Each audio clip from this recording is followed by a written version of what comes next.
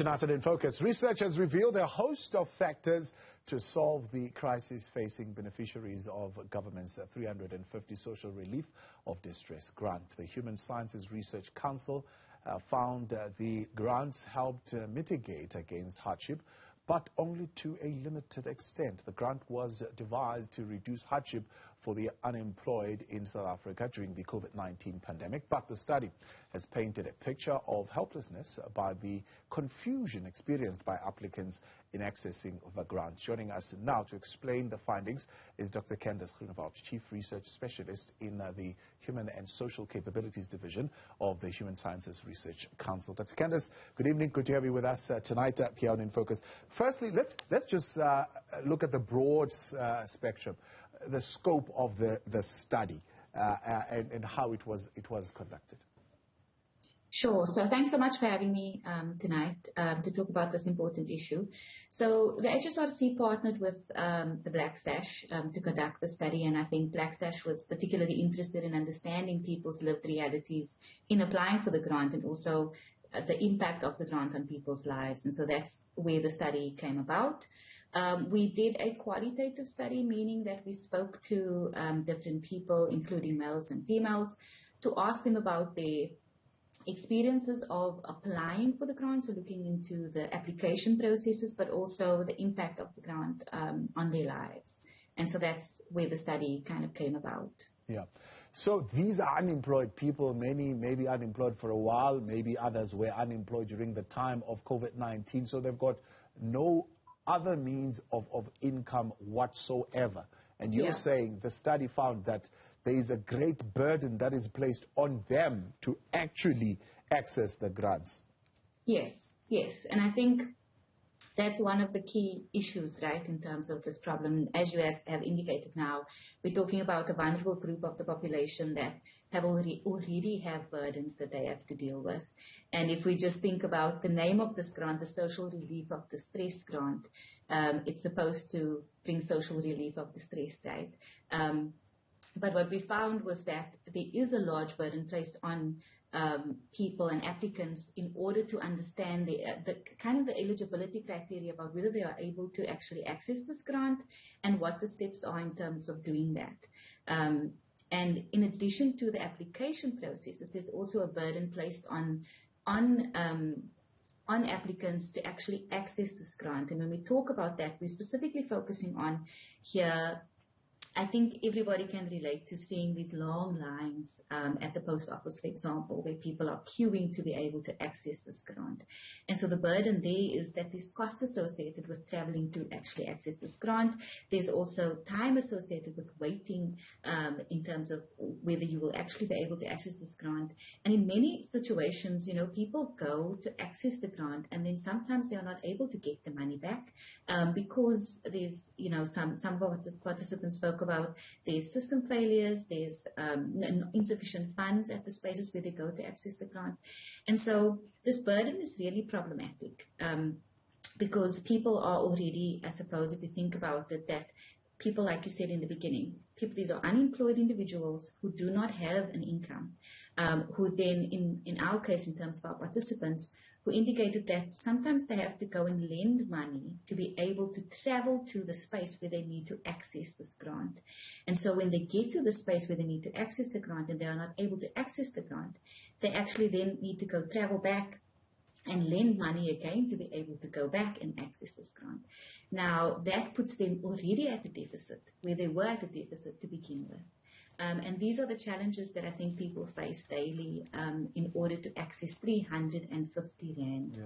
And our argument around this, in support of Black Sash's initiative around this, is that the grant is a lifeline, but it's really insufficient in providing, in allowing people to meet the needs of people in South Africa.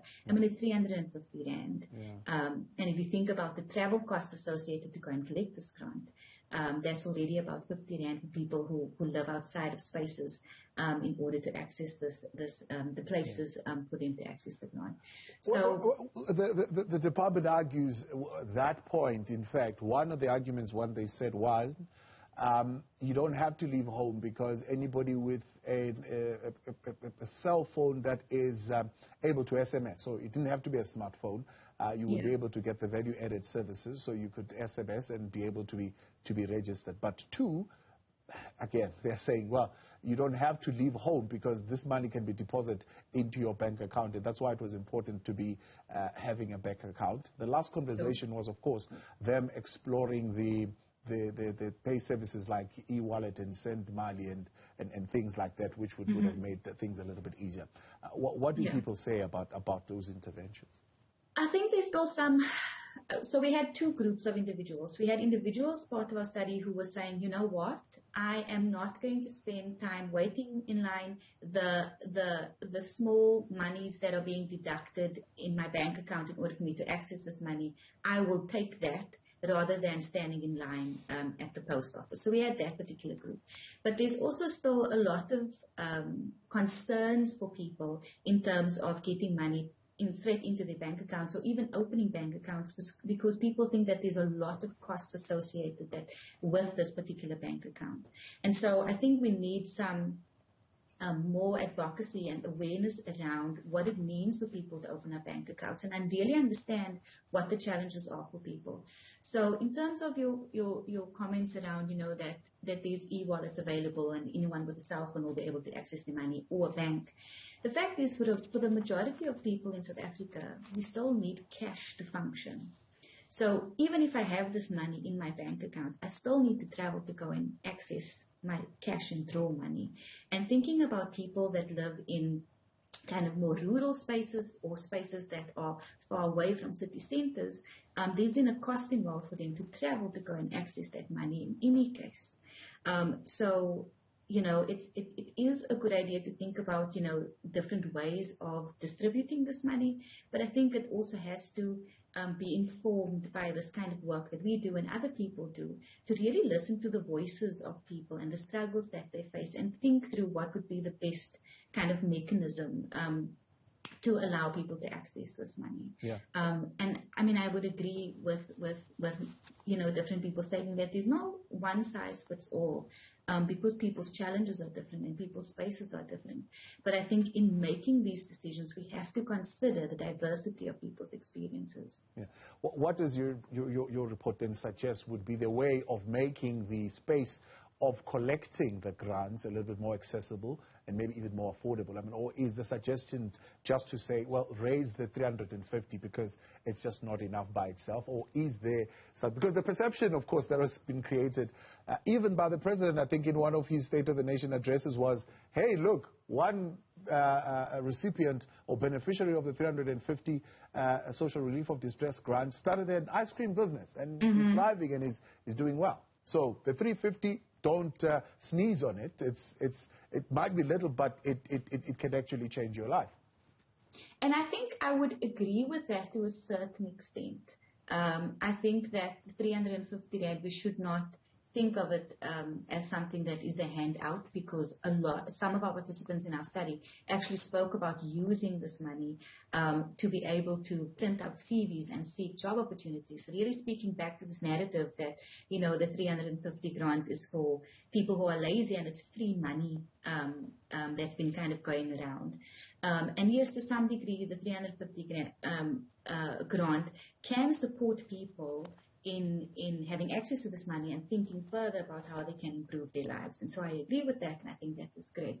But the fact is that, especially in bigger families, it's really not enough to sustain you. And I think part of the priorities for us with this particular report, which is available on Black Stash's website and I think on the HSRC's website as well, was to think through or to foreground the challenges that people face in being able to access this grant, and the challenges that people face in knowing how to apply and what happens if they are not able to access or listed as ineligible. We asked the participants around, what they would recommend going forward in terms of accessing the grant. And a lot of the recommendations from their perspective was around creating more knowledge and awareness in relation to who can apply and who's eligible for applying for the grant. I know that there's also conversations going around, and I would be quite interested in seeing what shifting the space in which people are not able to access the grant from the post office to, different spaces, shops, for example, and whether that is going to alleviate any of the challenges that we've been talking about in terms of standing in line. There's also issues in relation to, bribery happening at the spaces where some of our participants spoke about different staff that would take money in order to push your application forward, or your ability to access the grant. And the extent to which that is going to change, we don't know yet. We don't know yet if there will be other challenges that emerges because they've changed the spaces for people to access the grant. But we would expect that there would be challenges in terms of where people access the grant, and also we've got a large number of people who need access to this money, which means that we are expecting there to be long lines for people to access this, no matter where they are going to access this money. I think the call for us is to listen to the narratives. It's not necessarily to provide a perspective on where we need to go. And I think that is part of Black Sash's initiative, is to engage the presidency and government organizations around what do we need to do to move that forward. But I think there's a lot of consultations needed around what would work better. And just from a personal perspective, in terms of the kind of work that we do, or that I do within the HSRC, is around participatory ways of doing this work, recognizing the voices of those people who are going through this, but not just listening to them, involving them in the kind of decisions that are being made. Because I think that there are so many lovely reports available that we can draw on, especially the larger reports that really report on national prevalence of certain things. But what we neglect to do is to understand that these numbers are people, and that people's lived realities are important, and people's voices are important in the decisions that we make. Right. And so I think, yes, drawing on experts is great, and bringing in different stakeholders to make these decisions is pertinent in order to get to a point. Right. But I think there has to be better consultation with people on the ground who are experiencing these issues, taking into account what do they want and what's going to work for them. And I know this is a difficult task. And that's why, it's a difficult question to answer, but I really think that investing in consultation is extremely important. Appreciate your time, Dr. Candice Groenewald. She is with the Human Sciences Research Council. I've been looking there at the impact of the Social Relief of Distress grant, just accessing it, and some of the challenges that the beneficiaries have to go through.